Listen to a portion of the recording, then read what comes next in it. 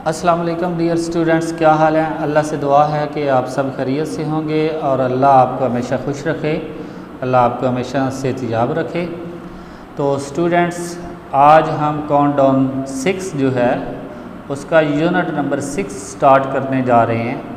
इसमें हमने क्या कुछ पढ़ना है। सबसे पहले तो रेशियो एंड प्रोपोर्शन इसका टाइटल है और इस यूनिट में हम पढ़ने जा रहे हैं जी फाइंड द रेशियो ऑफ 2 और मोर क्वांटिटी, यानी कि हम दो चीज़ों या इससे ज़्यादा चीज़ों के दरमियान में रेशो का एक ताल्लुक़ जो है वो डिस्कस करेंगे।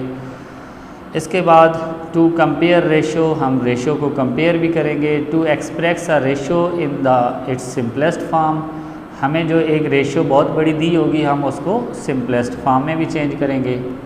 इसके बाद टू फाइंड इक्वलेंट रेशो, हम एक इक्वलेंट रेशो भी फाइंड करेंगे। अबाउट प्रोपोर्शन, हम आगे रेशो के से आगे एक इसका और ताल्लुक़ होता है, उसको प्रोपोर्शन कहते हैं, उसके बारे में भी हम डिस्कस करेंगे। And difference between direct and inverse proportion, और डायरेक्ट और इन्वर्स के बारे में हम डिस्कस करेंगे।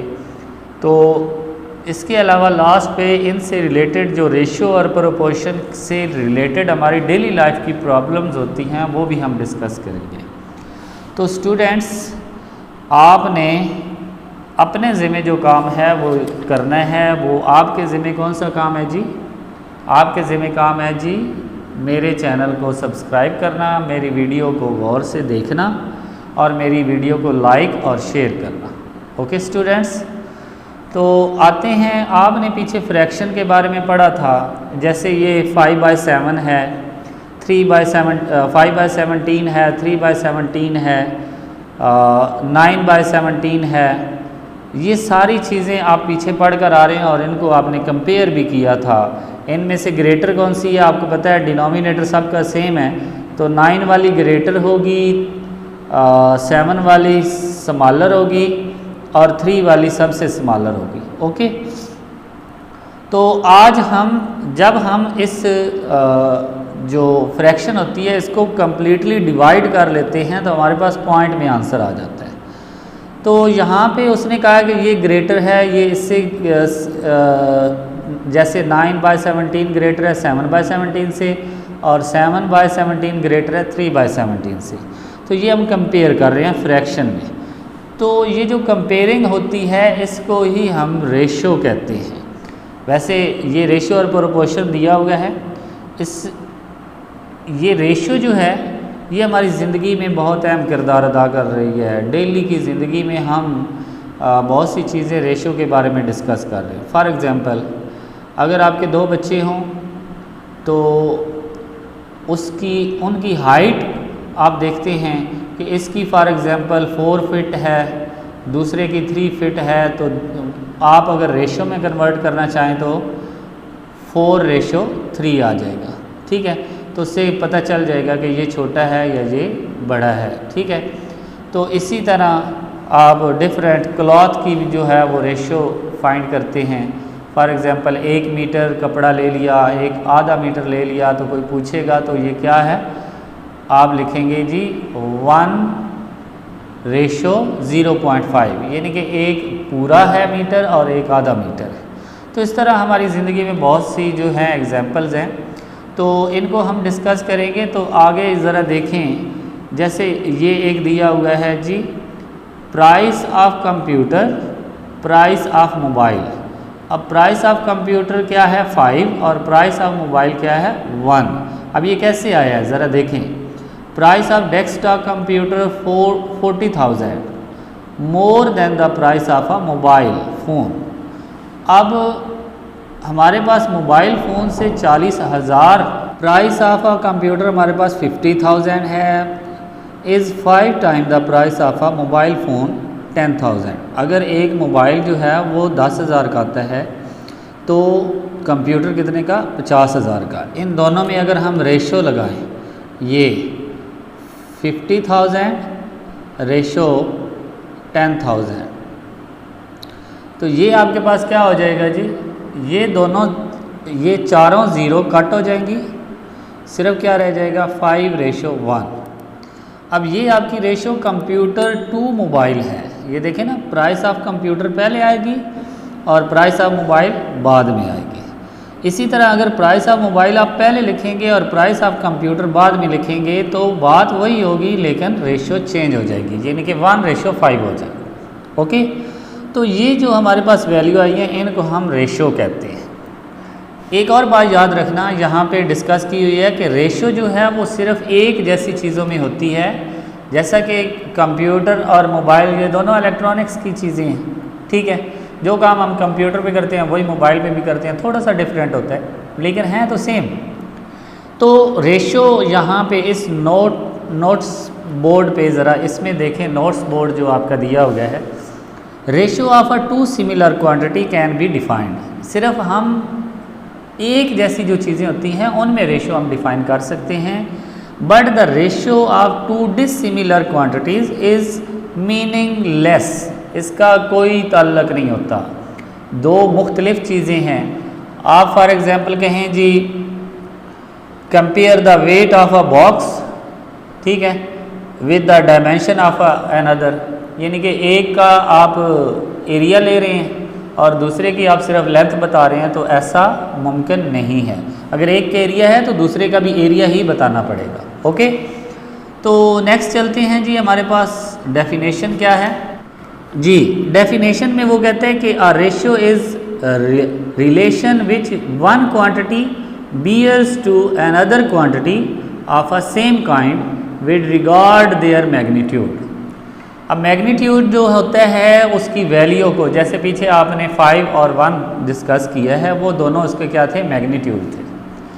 तो एक और बात यहाँ पे देखें कि सबसे पहली बात कि रेशो का कोई यूनिट नहीं होता, रेशो का कोई यूनिट नहीं होता। जैसे आप देखते हैं ना कुछ चीज़ों के साथ किलोग्राम, मीटर, सेंटीमीटर, ये सारे यूनिट ऐसा यूनिट्स होते हैं, लेकिन रेशो का कोई यूनिट्स नहीं होता। ये मैं आपको बोर्ड पे ज़रा थोड़ा सा बताता हूँ जी। स्टूडेंट्स ये देखें, ये हमारे पास रेशो है, रेशो दो एक जैसी क्वांटिटी में ली जाती है, जैसा कि ये एक ए है एक बी है। फॉर एग्ज़ाम्पल ये 5 kg किलोग्राम और एक है जी 10 kg, ठीक है। तो इसको हम रेशो कहते हैं। इसमें ये देखिए सेम यूनिट है, दोनों में किलोग्राम है। अगर आपको ये दिया जाता 5 kg और साथ में वो कहता है रेशो डालें जी 1000 ग्राम की, अब ये दोनों सेम यूनिट नहीं है, तो आप इसकी रेशो तब तक क्लियर नहीं कर सकते जब तक इनका यूनिट सेम ना करें। तो सेम यूनिट करने के लिए आपको क्या करना पड़ेगा, या तो केजी को ग्राम में चेंज करना पड़ेगा या ग्राम को केजी में चेंज करना पड़ेगा। तो अब आपको पता है किलो की वैल्यू क्या होती है, 1000 होती है, ठीक है। तो हम लिखेंगे 5 kg इज़ इक्वल टू, इस 1000 की जगह पे के की वैल्यू आ जाएगी, तो ये बन जाएगा 1 kg। ओके, अब रेशो जो होती है असल में डिवीजन होती है, जैसा कि ये चीज़ है ना, ये रेशो है, इसको हम a/b फ्रैक्शन में भी लिख सकते हैं। ओके, यानी कि जो पहली वैल्यू होती है उसको हम कॉन्सिक्वेंट कहते हैं, लेकिन अगर ये वैल्यू फ्रैक्शन में चली जाएगी तो इसको हम क्या कहते हैं जी, नॉमिनेटर, नॉमिनेटर। ओके जी। और दूसरी हमारे पास जो वैल्यू होती है उसको हम कॉन्सिक्वेंट कहते हैं, और जब फ्रैक्शन में चला जाता है तो इसको हम क्या कहते हैं, डिनोमिनेटर, डिनोमिनेटर। ओके, ये फ्रैक्शन हम पीछे पढ़ कर आए हैं, तो इसका मतलब ये हुआ कि जो नॉमिनेटर है वो असल में क्या होता है फ्रैक्शन में, एंटीसीडेंट, और जो डिनोमिनेटर होता है वो असल में क्या होता है, कॉन्सिक्वेंट। ठीक है, ये हमारे पास फ्रैक्शन की बात हो रही है जो कि हमने रेशो में पढ़ी है।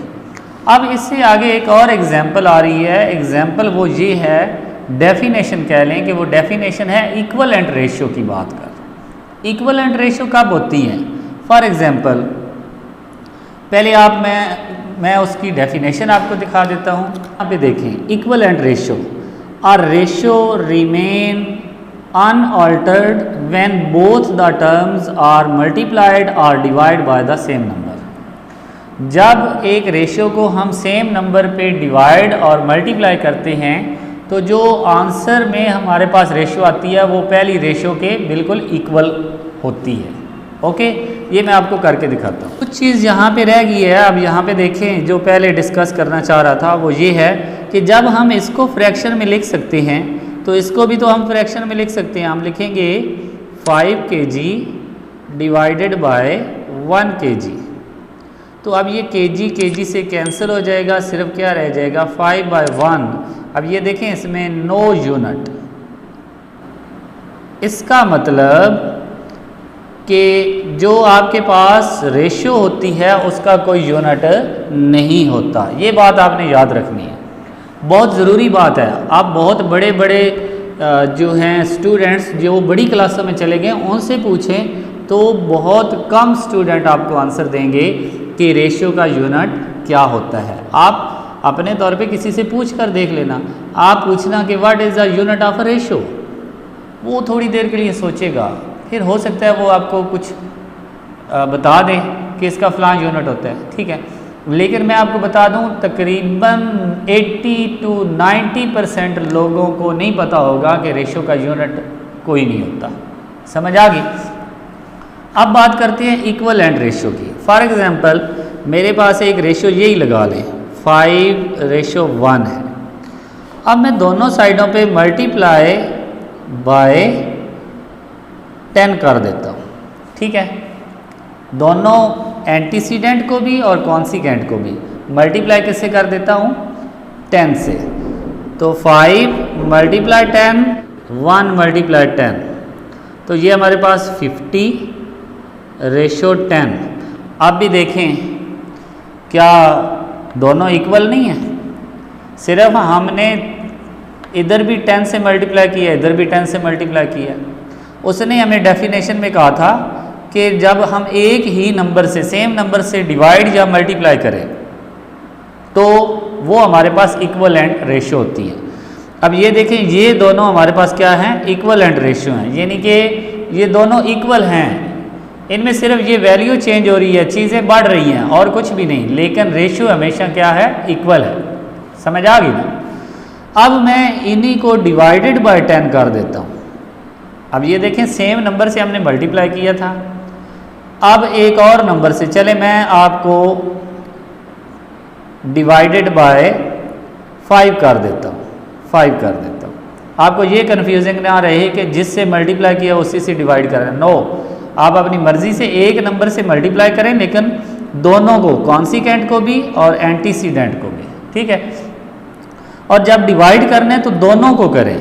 तो ये हमारे पास जब हम डिवाइडेड बाय 5 करेंगे, ये भी हमारे पास डिवाइडेड बाय 5 होगा, तो हमारे पास आंसर क्या आ जाएगा 5 1s are 5 10s are, तो ये 10 आ जाएगा, रेशो 2 आ जाएगा। अब ये देखें, यहाँ पे 5 था तो ये 10 बना, डबल हुआ, तो इधर 1 था तो ये 2 बन गया, ये भी डबल हो गया। तो इसका मतलब कि ये भी क्या है इक्वलेंट रेशियो है, यानी कि ये हमारे पास ये हमारे पास जो 5:1, 50:10 और 10:2, ये सारी क्या हैं equivalent ratio. Okay, I hope कि आपको समझ आ गई होगी। अब हमारे पास 6A एक्सरसाइज है। इंशाल्लाह नेक्स्ट लेक्चर में हम इसको डिस्कस करेंगे। जो इससे पहले चीज़ें बताना ज़रूरी मैंने समझा वो मैंने आपको बता दी। अब आपने क्या करना है, जो मैंने ये लेक्चर आपको बताया है इस लेक्चर को आपने अच्छे से तैयार करना है। तो नेक्स्ट इंशाल्लाह आपको 6A एक्सरसाइज जो है वो करवाऊंगा, फिर हम आगे बढ़ते जाएंगे। तो फिर से आपसे रिक्वेस्ट है कि अगर आपने मेरा चैनल सब्सक्राइब नहीं किया तो मेरे चैनल को सब्सक्राइब करें, साथ में बेल आइकन को प्रेस करें ताकि मेरी हर आने वाली वीडियो आप तक पहुंच सके। ओके स्टूडेंट्स, अल्लाह हाफिज़।